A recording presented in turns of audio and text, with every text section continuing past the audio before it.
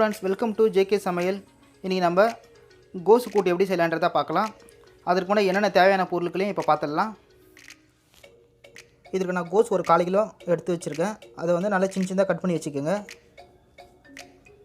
2 தக்காளி, 2 வெங்காயம், 2 பச்சை மிளகா, 5 பல் பூண்டு, தேங்காய் பத்தை 2, சிறுபருப்பு 100 gram, chilli powder 1 table spoon, சீரகத்தூள் 1/4 ஸ்பூன், மஞ்சள் தூள் 1/4 ஸ்பூன், தனியாத்தூள் 1 டேபிள் ஸ்பூன், கடுகு உளுத்தம் பருப்பு 1/4 ஸ்பூன் தாளிக்க, சோம்பு 1/4 ஸ்பூன் தாளிக்க, கருவேப்பிலை கொஞ்சம் தாளிப்பதற்கு, கொத்தமல்லி இலை சிறிதளவு, ஆயில் 3 டேபிள் ஸ்பூன், சால்ட்டு தேவைக்கேற்ப.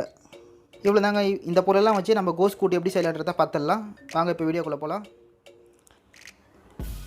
நம்ம மிக்ஸி ஜாரில் நம்ம எடுத்து வச்சுருக்க தேங்காய் பத்தை, பச்சை மிளகா, பூண்டு இதெல்லாம் திருவண்ணா போல் அரைச்சி எடுத்துக்கலாம். குக்கரில் நம்ம எடுத்து வச்சுருக்க சிறுபருப்பை வாஷ் பண்ணிவிட்டு குக்கரில் சேர்த்துட்டோம். அடுத்தது அதே போல் கோசியை வாஷ் பண்ணிவிட்டு சின்ன சின்னதாக கட் பண்ணி வச்சுருக்கோம். அதே நம்ம குக்கரில் சேர்த்துக்கலாம். நம்ம இது கூட ஒரு சொம்பு தண்ணீரை சேர்த்து வேக வச்சு எடுத்துக்கலாம்.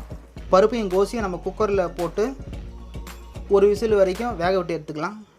இப்போ நம்ம பேனில் நம்ம எடுத்து வச்சுருக்க 3 டேபிள் ஸ்பூன் ஆயிலை சேர்த்துக்கலாம். அடுத்தது கடுகு உளுத்த பருப்பு, கடுகு பொரிய ஆரம்பிக்குது. இப்போ சோம்பையும் சேர்த்துக்கலாம். கொஞ்சமாக கருவேப்பிலை சேர்த்துக்கோங்க. அடுத்தது 2 வெங்காயம் அதையும் இதில் சேர்த்துருங்க.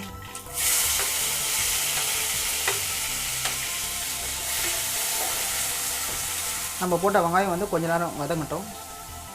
அடுத்தது கட் பண்ணி வச்சுருக்க 2 தக்காளி அதையும் சேர்த்துடலாம்.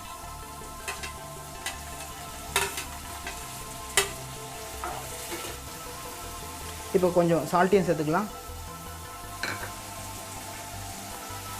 கொஞ்ச நேரம் நான் வதங்கட்டும் இந்த தக்காளியும். சால்ட்டு சேர்த்ததுக்கப்புறம் மூடி போட்டு வச்சுருங்க. ஒரு 2 நிமிஷம் வரைக்கும் தக்காளி வெங்காயம் கொஞ்சம் வதங்கட்டும். இப்போ 2 நிமிஷம் ஆயிடுச்சு. இப்போ திறந்து பார்க்கலாம் மூடியை. இப்போ பாருங்கள், தக்காளி வெங்காயம் நல்லா வதங்கிடுச்சு. இப்போ இது கூட நம்ம எடுத்து வச்சுருக்க சில்லி பவுடர் சேர்த்துக்கலாம்.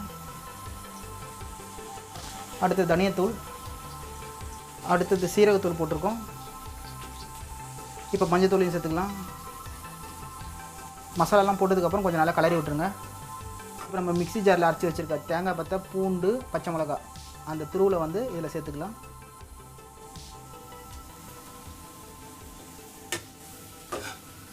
தேங்காய் போட்டதுக்கப்புறம் 1 நிமிஷம் வரைக்கும் நல்லா வதக்கி எடுத்துக்கலாம். இப்போ நம்ம குக்கரில் வேக வச்சு வச்சுருக்க கோசியும் பருப்பையும் இப்போ இது கூட நம்ம சேர்த்துடலாம்.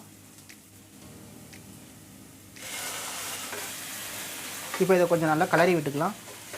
கோஸு கூட்டு செய்கிறதுனால நம்ம எதுவும் தண்ணி இப்போ எதுவும் ஊற்ற தேவையில்லை. நம்ம பருப்பு வேக வைக்கும் போது வச்ச அந்த 1 சொம்பு தண்ணியே இதுக்கு கரெக்டான அளவு, அதுவே போதும்.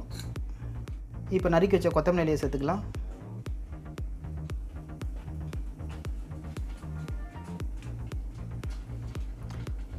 அடுத்தது தேவையான அளவுக்கு சால்ட்டு சேர்த்துக்கோங்க.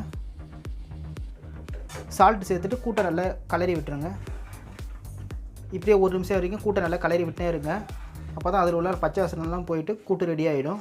இந்த கூட்டு சாப்பாட்டுக்கு மட்டும் இல்லாமல் இட்லி, தோசை, சப்பாத்தி இதுக்கெலாம் சூப்பரான சைடிஷாக இருக்குங்க. கூட்டு இறக்குறதுக்கு முன்னாடி 1 ஸ்பூன் நெய் சேர்த்துக்கலாம். நெய் சேர்க்கும் போது இன்னும் கொஞ்சம் கூடுதலாக நல்ல வாசனையாக இருக்கும். அதனால் நம்ம இப்போதைக்கு 1 ஸ்பூன் நெய்யும் சேர்த்துக்கலாம். நெய் ஆப்ஷனல் தான், தேவைப்பட்டால் போட்டுக்கலாம். அவ்வளோதாங்க. இப்போ நம்மளுடைய கோசு கூட்டு ரெடி ஆகிடுச்சு. இந்த வீடியோ பிடிச்சிருந்தா அந்த வீடியோவை லைக் பண்ணுங்கள், ஷேர் பண்ணுங்கள். நம்ம ஜேகே சமையல் சேனலை இதுவரை நீங்கள் சப்ஸ்கிரைப் பண்ணால் மறக்காமல் சப்ஸ்கிரைப் பண்ணுங்கள். மீண்டும் அடுத்த ஒரு வீடியோவில் சந்திப்போம். தேங்க்ஸ் ஃபார் வாட்சிங்.